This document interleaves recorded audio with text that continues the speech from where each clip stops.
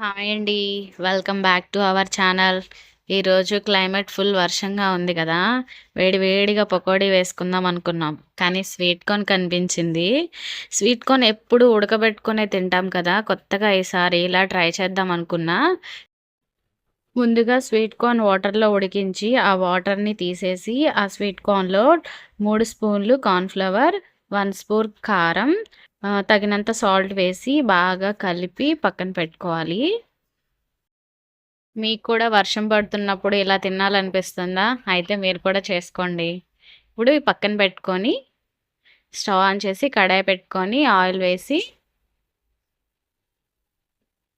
కలిపి పెట్టుకున్న sweet corns వేసేసి ఫ్రై చేయాలి.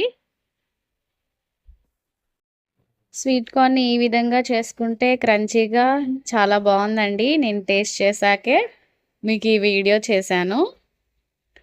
చూడండి ఫ్రై అయిపోయింది. తీసి నచ్చితే లైక్ చేయండి, సబ్స్క్రైబ్ చేయండి. బాయ్.